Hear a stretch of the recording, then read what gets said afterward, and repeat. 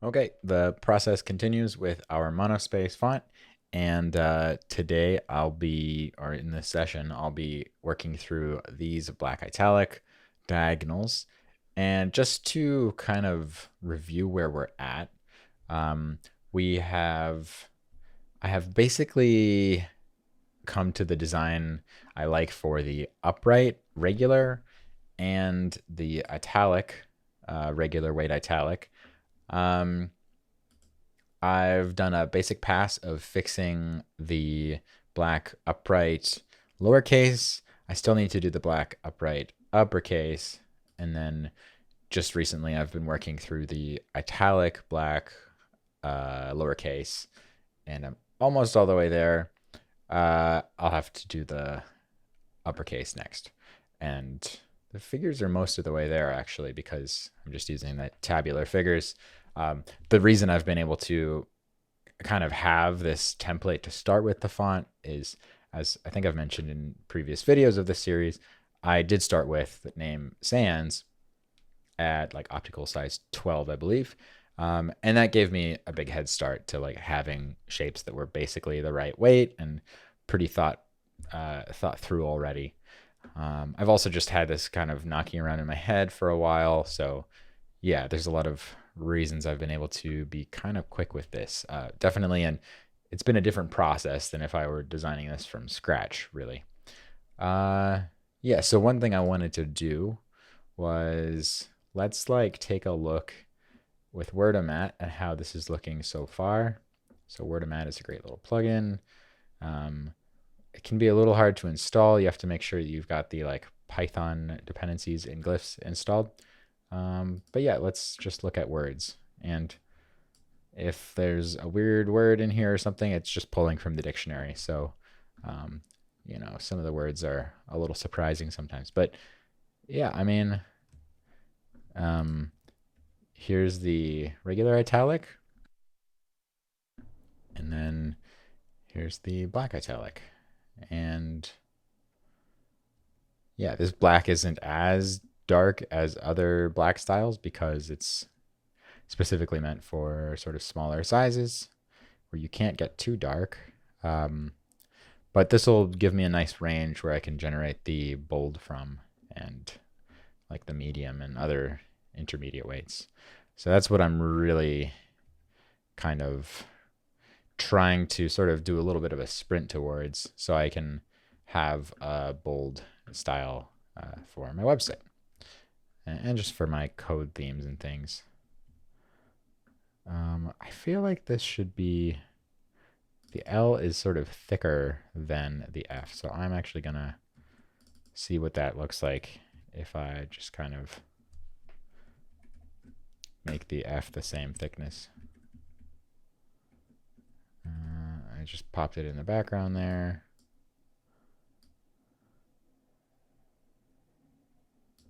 Yeah. Oh, where did we go? Okay. God, Glyphs is kind of glitching on me a little bit lately. What? Okay. And because we thickened this, I kind of want to thicken this too. It does look a little thin. Let me grab my ruler, 299. Where's that? It's 282. All right, stop.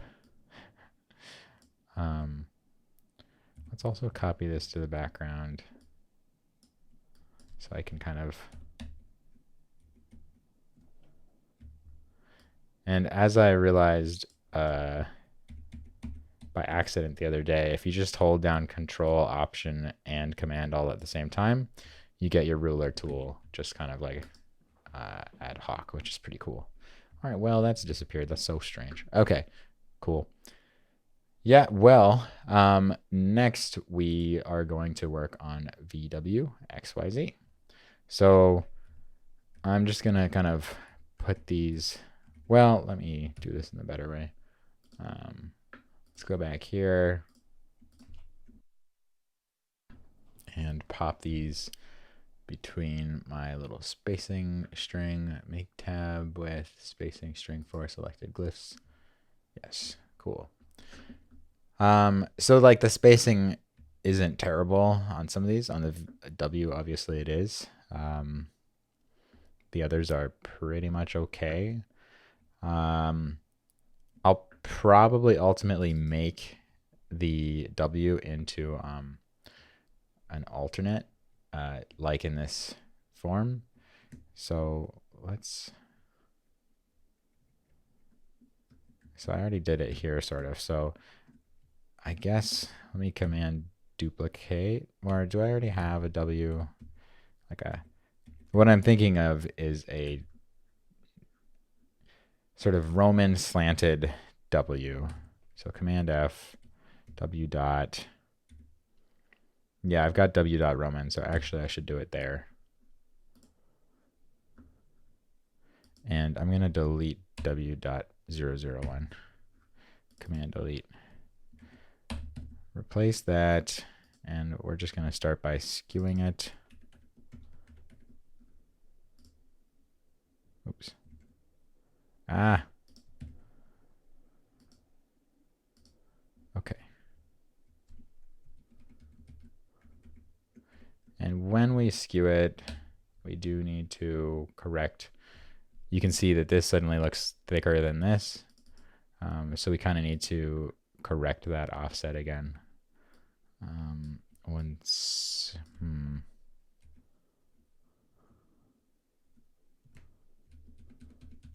holding a spacebar down to kind of do part of that.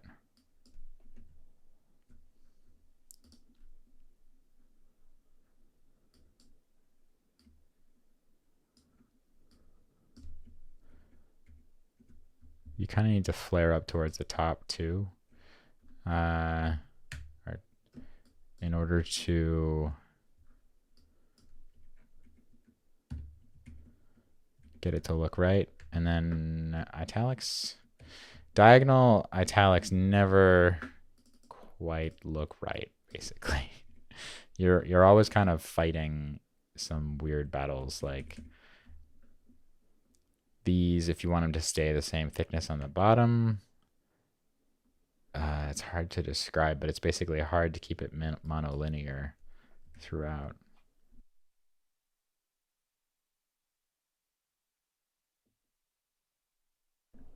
I don't know. That's a thing I will spend more time with at a later date. But I don't actually really quite need it just yet. So I'm going to take a minute and not do it now. So I guess let's see how close the I dotless is. I think I maybe basically borrowed this curve from there. And then I do think I maybe constructed that curve sort of afresh. So let's, oh, wait, no, I need it from the same weight.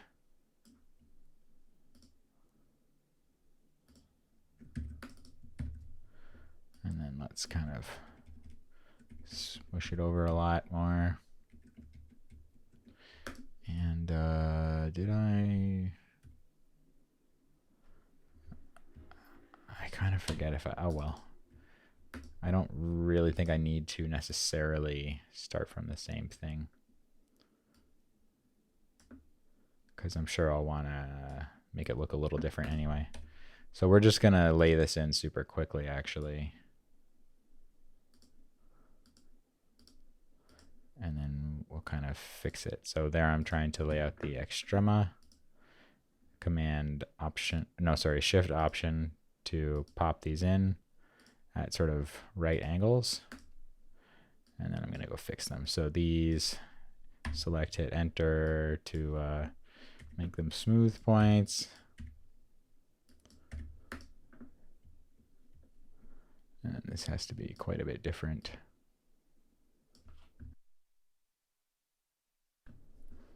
I should be showing this at the bottom so I actually see what's going on. And also I should have alignment zones going.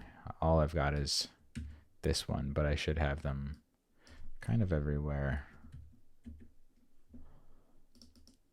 I mean, for one, those help with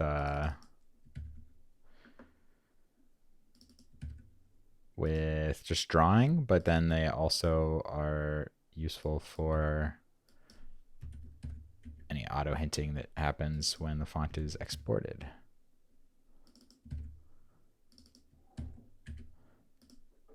Okay, so that'll be a little better. But yeah, it's just a nice reference also for drawing. So I kind of like them to be there.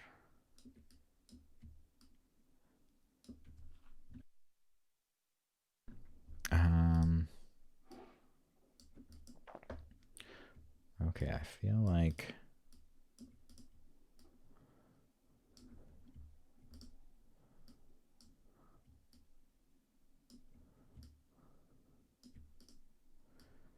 this is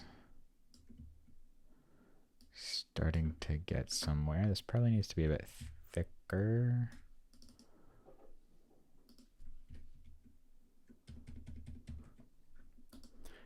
And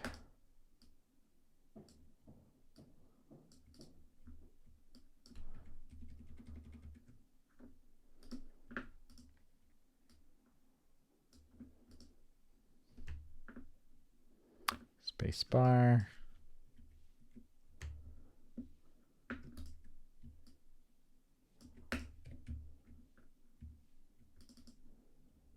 Just trying to get this smooth on the bottom there.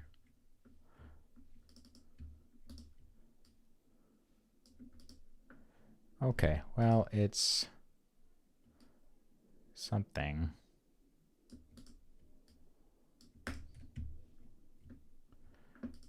It's not quite monolinear yet as much as I want it to be, but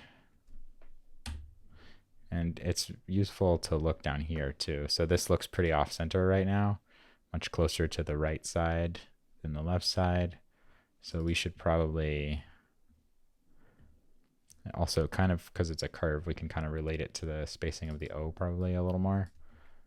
So that's one thing we should do, kind of even that out visually. And then the other thing is probably the left side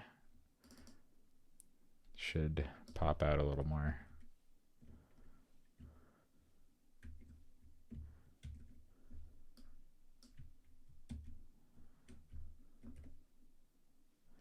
Yeah, something like that is approximately an okay starting place, I would say. All right. What did we do for the W? We kind of sort of like took the top of an M a little bit here maybe, and then took this V and really squished it down. So I think I kind of borrowed this.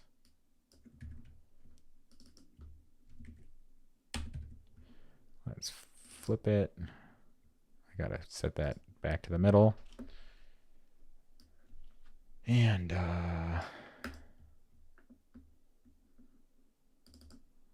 then also bring this along.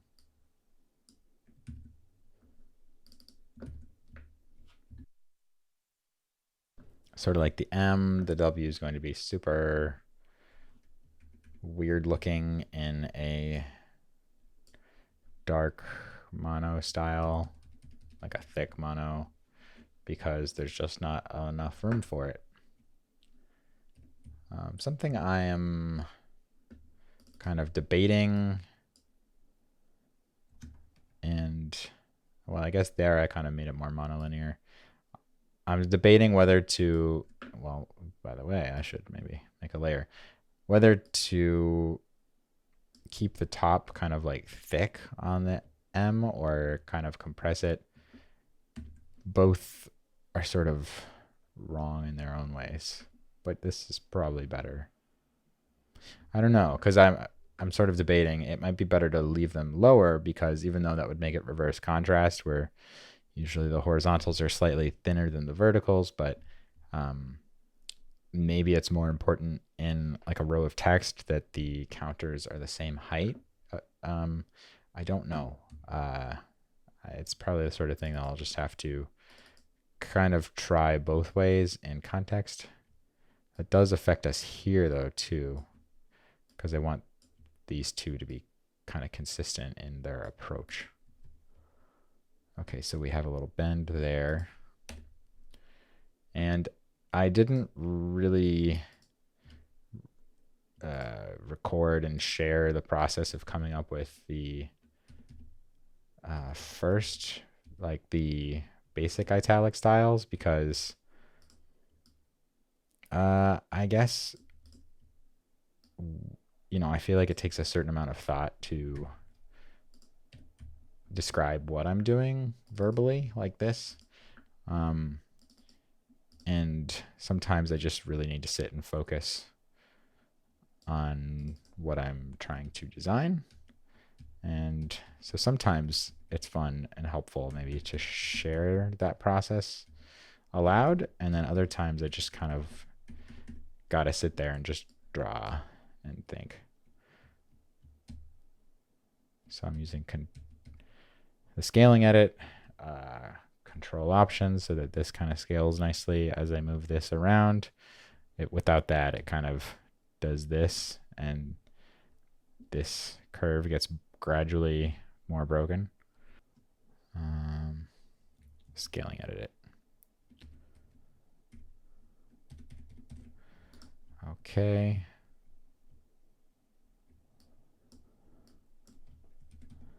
Yeah, I mean, at this stage, I'm just guessing a lot about what this W shape might need to be. And obviously, I might still change. It's still very, very early on in this type family here, the mono. So I might change my approach to, frankly, any of the glyphs here. But these W's, for instance, might change. I don't know. Yeah, everything is an experiment at this point. Okay, let's...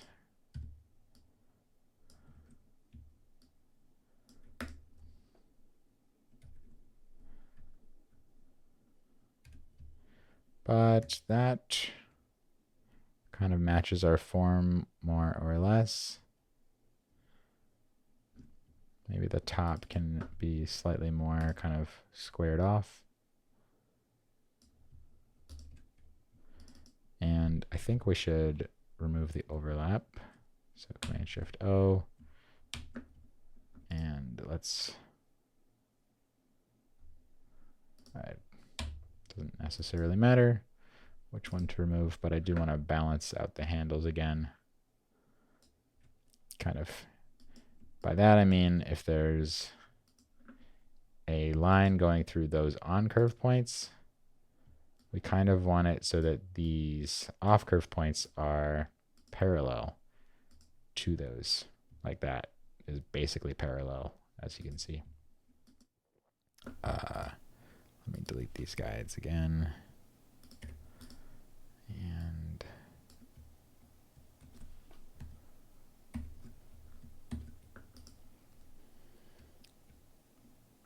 I think in the M, for instance,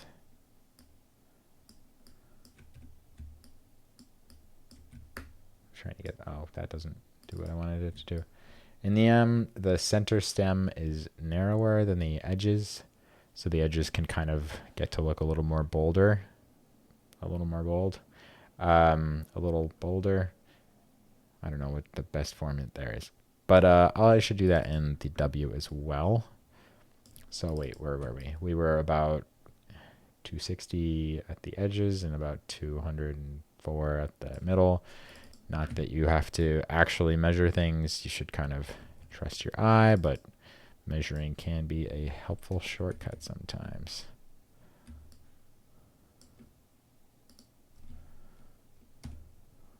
Oh. So doing that temporary measuring shortcut, Control Option Command. That is pretty nice. Okay, well, those look relatively harmonious, or at least they're getting somewhere. Kind of want those to be about at the same level.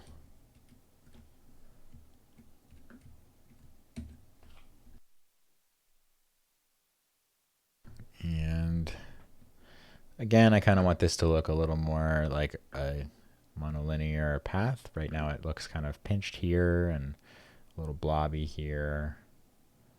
So I just kind of try to imagine where the points need to shift in order to make things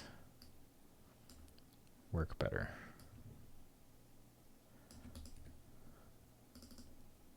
And it's not always obvious. You just kind of have to experiment with it and explore.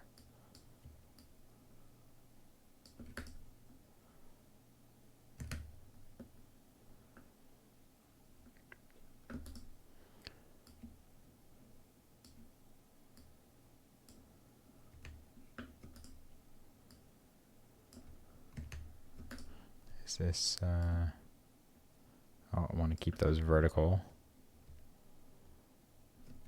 I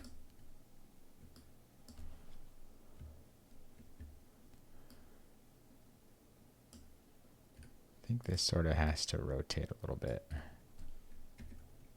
Oh, didn't want that.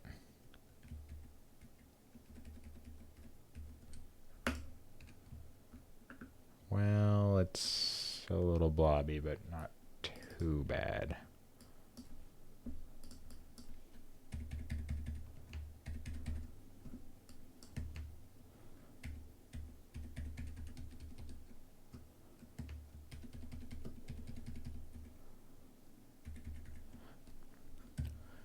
Yeah, sometimes it's not totally obvious to me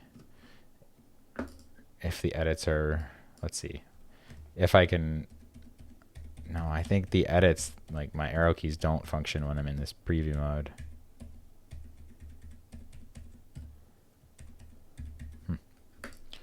I don't know. All right, the X is a fun one here. I don't think there's any shape I borrowed from exactly to make this. So I might just copy it over.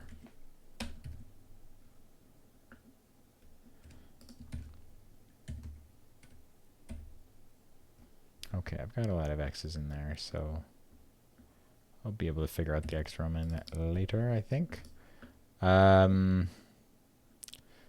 So, well, first we need this to be taller. And then I'm going to, I think, transform this. Maybe I'll try the scaling tool so I can kind of, this is an experiment, but if I transform from there, I think it should work relatively well on the curve, which is the hardest part to get right. I should be looking down here, I think.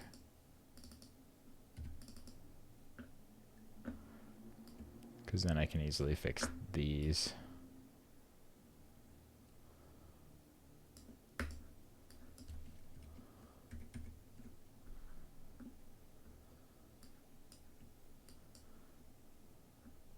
This is S. Yeah. I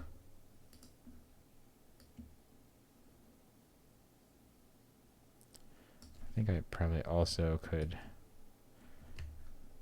I nudged it over so it would have contrast that I liked better. I don't know, pretty unsure about what I'm doing down there, but we'll see how that works out.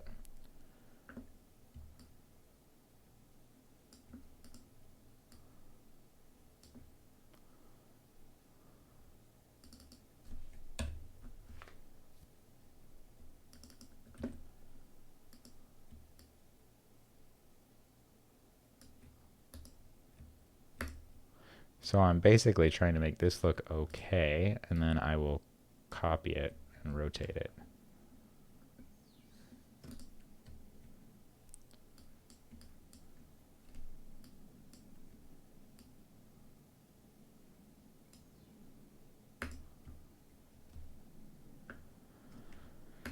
Well, we'll see. I think it looks, it's getting somewhere at least.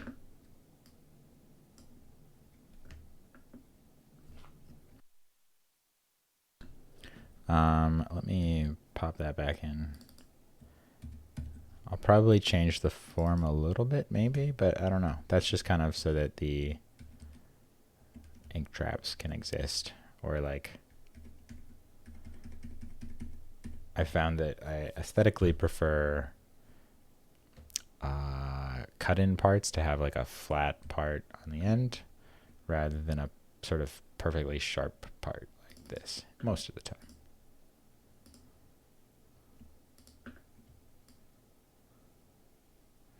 And yeah, I think ultimately I would want to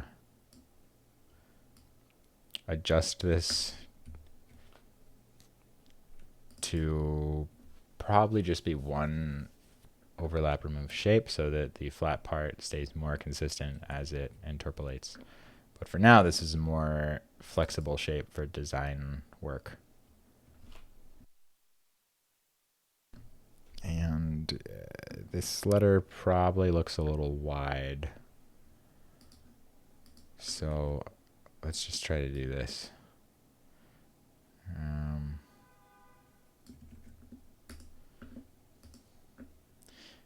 A better way probably would be to kind of rotate this.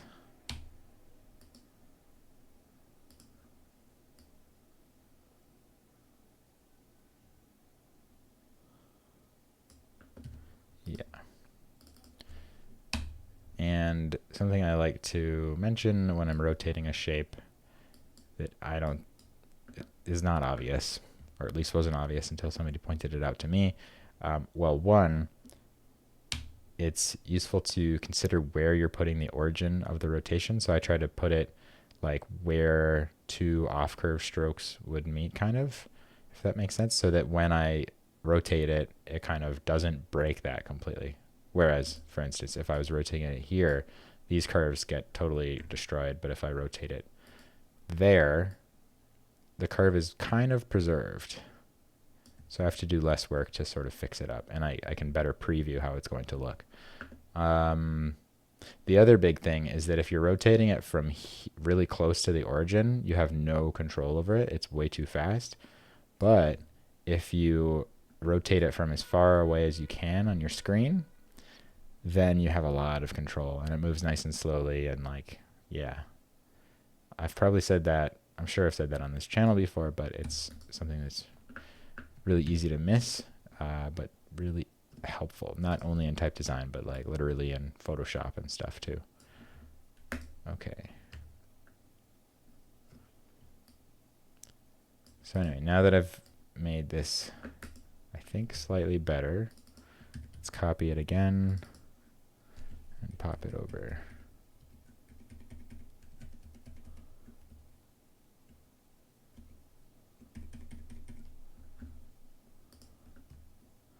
And I may have to like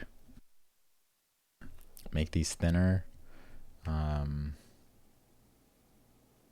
the sort of overall stroke width so that it works better in the middle. I don't quite know yet.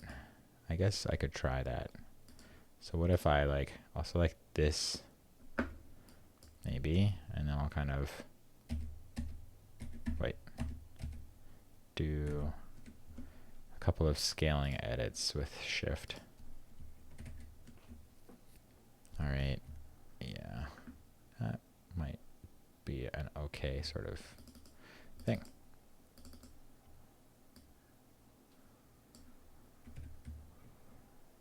All right, for the Y, let's see, I had kind of just taken the bottom of the basic G and then the top of the U. So let's see where that G is. I had a lot of G's. G's. All right.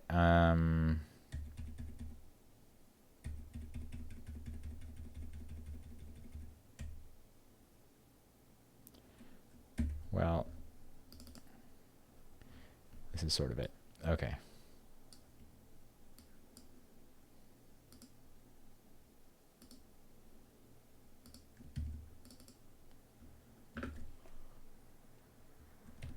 Let's check that we have a Y. Okay. Yeah, we've got like a Y.Roman. All right. And then you.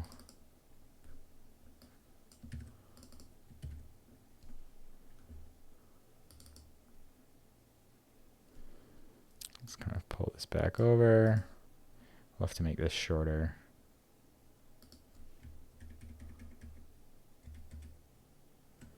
And let's open up our Y, or our U rather.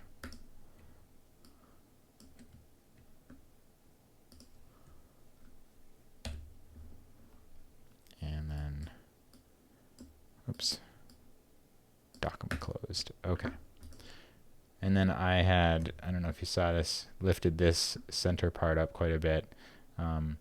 The lowercase g and y's like this often do go above the baseline to add more room for kind of that bottom counter. So I'm going to do that. Whoa. Remind me later. Okay.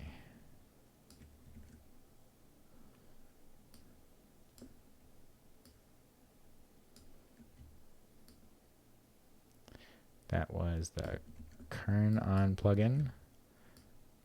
Pretty good plugin. Can help make kerning a lot faster.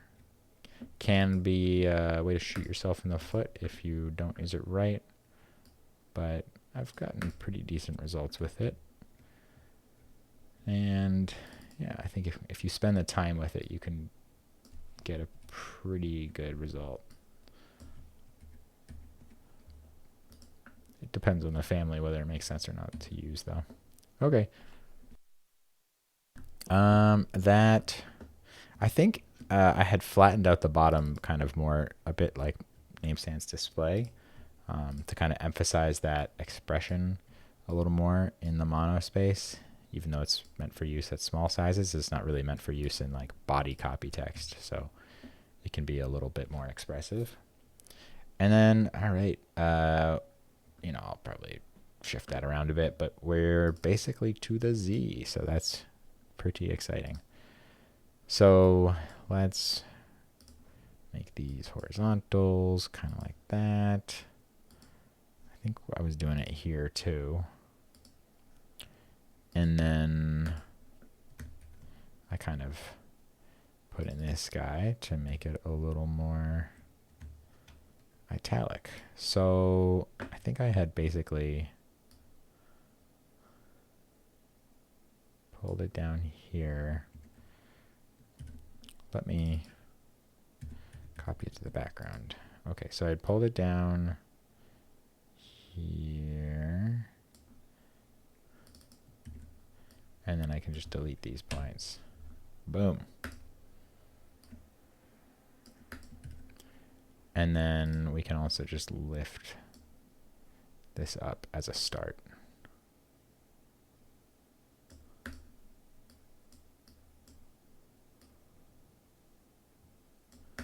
Something like that.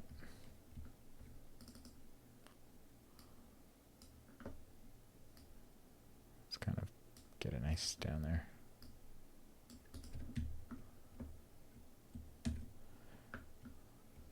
Might be a little on the thick side down there. I guess, how does it go with our eye? I feel like this should be roughly the same dimension as this. So maybe I will pull it back a little bit.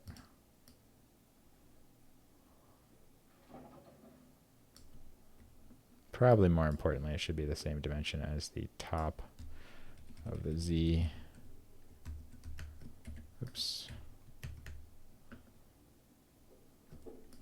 So if this is 301, all right, we'll boost it up by 10, I guess. Cool. Okay, so that is relatively decent. Let's do Wordomat again to see where that has brought us to. This is a fun time because I can select A through Z and make words with all of it. Yeah, very cool. I guess Yeah, I mean, from here, I will want to be more consistent with the shaping and interpolation. I'll really want to make sure it can interpolate.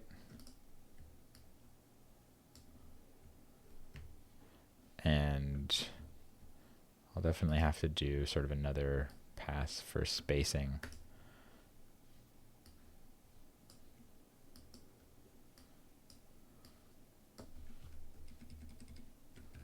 Just trying to get these to look relatively even. Even though they're different sort of shapes. I don't know. It's a little illogical. Like I sort of went back and forth on this one a bit to make it look right. So I don't know. I think ultimately I better like use this in a code editor a little bit to see how it feels more like in use. Just as a very basic proofing mechanism. And then, yeah, let me see too. All right, well, just to test this out, I want to see if I don't have instances between regular and thin, which I know are not compatible, if I export this just in the basic glyphs export, will it put out some sort of a bold? Let's find out. So, sure.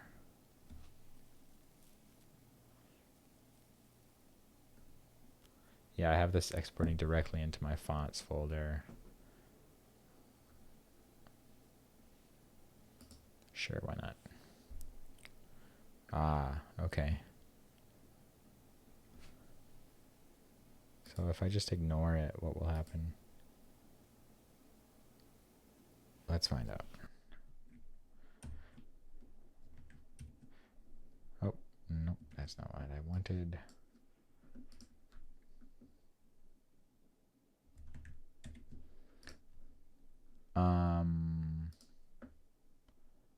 Arrow type name mono experiment. Yes, I've got a bunch of them. Date modified today.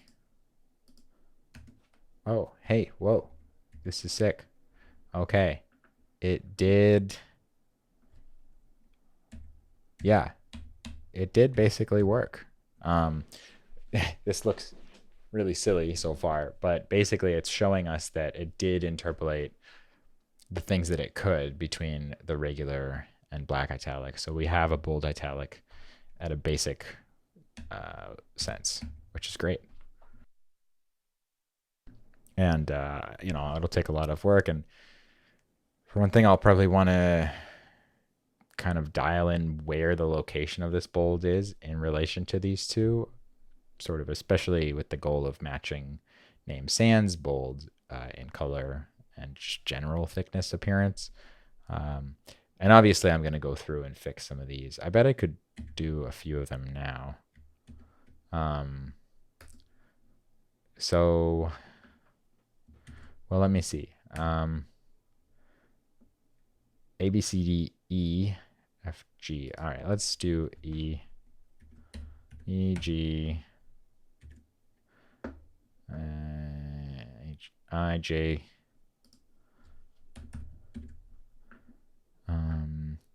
Q, R, S, T, U, V, W, Y.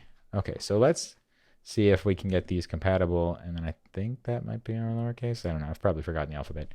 P, Q. We want these to be compatible as well. So we're just going to use this Command Shift R thing to try to get glyphs to auto sort where the start point should be. And let me check if the structure of the E I hadn't changed yet. So basically I threw in a couple of points and deleted a couple of points. Let's make these curved segments.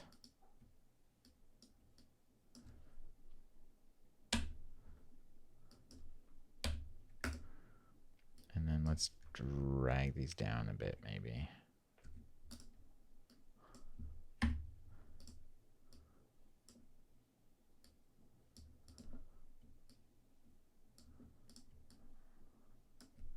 I don't know. This, well, maybe this is getting there. And I think I maybe simplified the structure by 1 here. Just kind of put only 1 point there.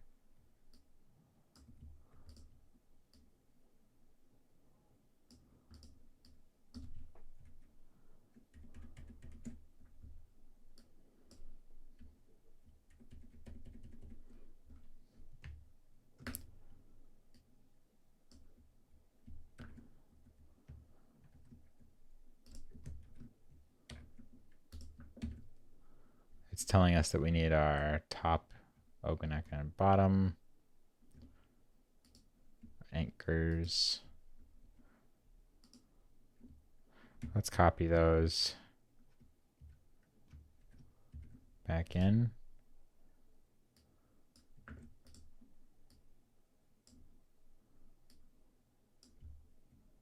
I'll have to fix the ogonek here, I guess. Sure.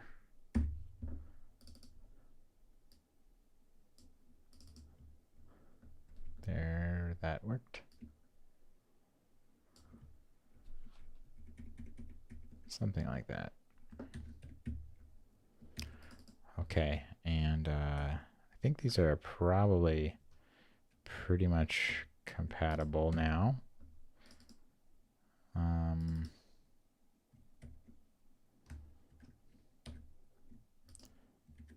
That one looks compatible as well, I think.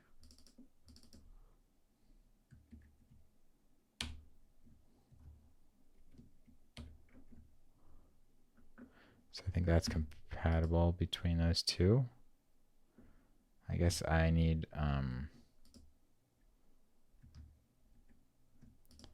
almost none of them have a bottom anchor.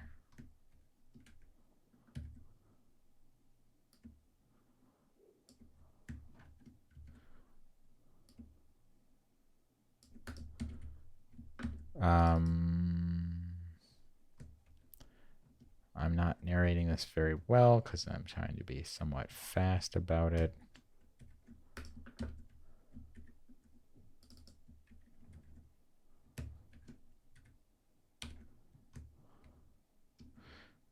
Okay, so these basically when I have compatibility showing and I select all the points, these blue lines show how they map to the other masters, and these are all tangled, meaning that they probably don't interpolate well.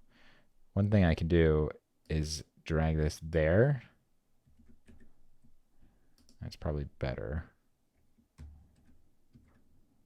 Wait, that didn't work. Okay. That usually would... Okay, these lines are now less bent between these two, so that's better. That probably means they're interpolatable.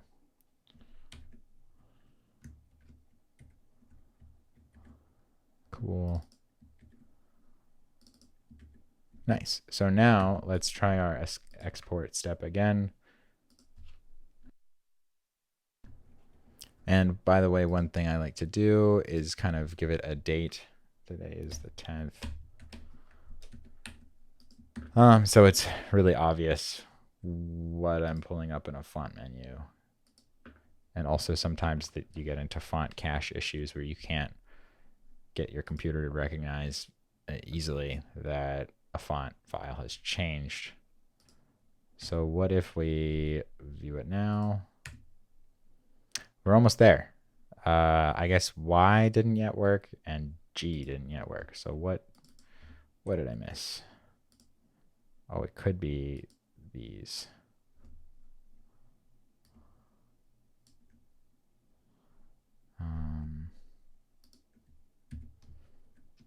Yes, indeed. We needed our anchors to match.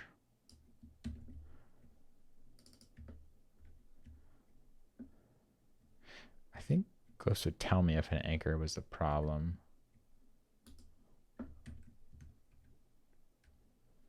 So I'm looking for the start points to be the same. I'm looking for the contour order to be the same. So 1 to be here and 2 to be there. Now I'm trying to figure out which of these points is not related.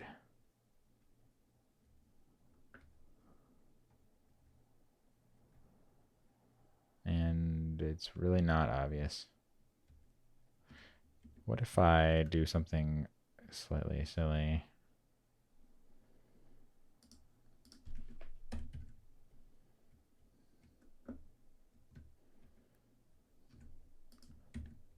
So did that do anything? So it is EFG that we want. And it looks compatible based on this simple test.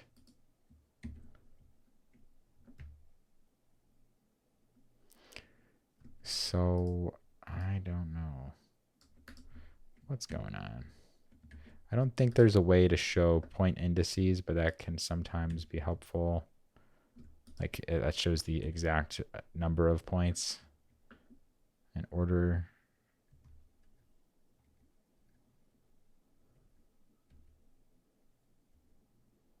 Just kind of flip back and forth with like command 5 and command 6 to get between these layers.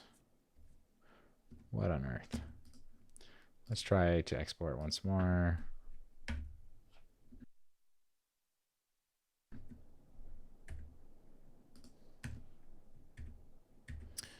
It just does not want to export that G yet, or the 0, I guess. But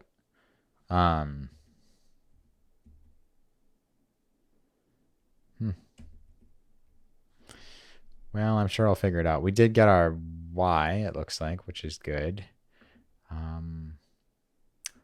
But yeah, it's not yet getting the G.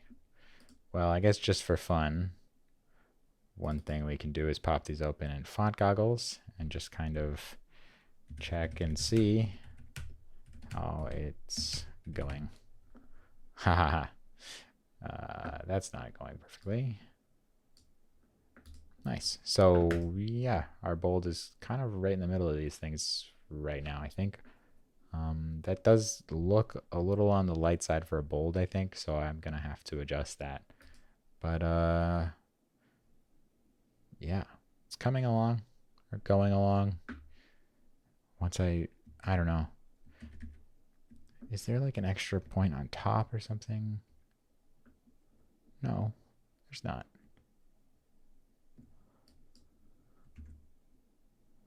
Sometimes an overlapping point will be the problem. Okay, quick follow-up. Thanks to Glyph's documentation, I was able to figure out the G. It suggests in its article keeping your outlines compatible for multiple masters. What to do about these red lines. And some of you may have been wanting to shout at the screen to tell me to do this, but basically, it suggests tabbing through your points and then seeing where they connect and then where they get out of order. So basically, I'm going to start at point number 1, and this, I'm only really paying attention to this and seeing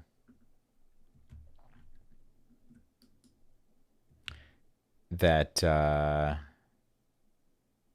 okay, that's actually weird already. I feel like it's misreporting the first point.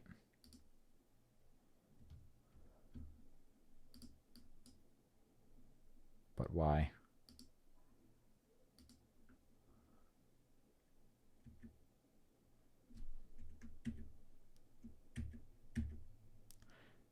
Maybe that's just a glitch. Anyway, you can tab through these and kind of make sure they're related properly throughout. And then where they get out of sync is probably where the issue lies.